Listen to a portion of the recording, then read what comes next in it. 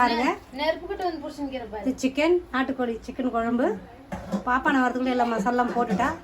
இதில் வந்து என்ன போட்டிருக்கேன்னா, ஃபஸ்ட்டு வந்து சிக்கன் நாட்டுக்கோழி கழுவி எண்ணெய் ஊற்றி கருவேப்பிலை போட்டுட்டு அப்புறம் சிக்கனை போட்டிருக்கிறேன். சிக்கனை போட்டு விடுறது மஞ்சத்தூள் உப்பு போட்டுக்கிறேன். அதுக்கப்புறம் பூண்டு, வெங்காயம், இஞ்சி, தக்காளி எல்லாம் வதக்கி அரைச்சி ஊற்றிருக்கிறேன்.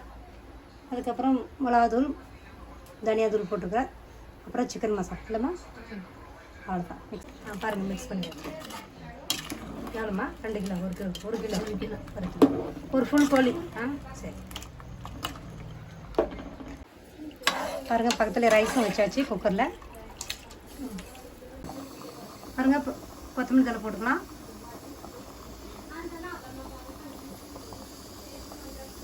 சூப்பராக கொதிக்குது. ரைஸும் ரெடி ஆயிடுச்சு. கேஸ் ஆஃப் பண்ணியாச்சு. பாருங்கள், ரசம் ரெடி ஆயிடுச்சு. பாப்பா ஏற்கனவே வச்சுட்டேன். சாப்பிடும்போது உங்களுக்கு காட்டுறேன்.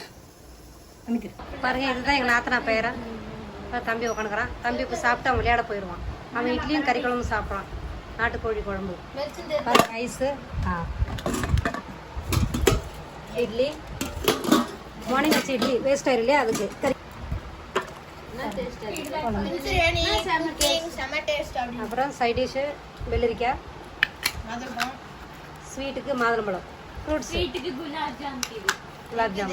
லாஸ்ட் இது பாப்பா இந்த ஜார்ஜி ஜார்ஜி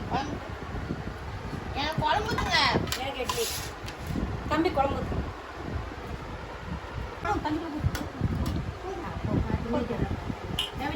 பாருங்க, நான் இட்லி எடுத்துக்கிறேன். அவங்களாம் ரைஸ் எடுத்துருக்குறாங்க.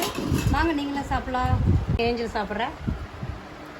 எங்கள் நாத்தனா பேத்தி ஜார்ஜும் சாப்பிட்றேன். ஆல்வின் எங்கள் பாப்பா பிரின்ஸு பாப்பாவும் சாப்பிட்றேன். இந்த வீடியோ உங்களுக்கு பிடிச்சிருந்தா லைக் பண்ணுங்கள், ஷேர் பண்ணுங்கள், கமெண்ட் பண்ணுங்கள், சப்ஸ்கிரைப் பண்ணுங்கள். எங்கள் தமிழ்நாடு டிஷ் இப்படி தான் இருக்கும்.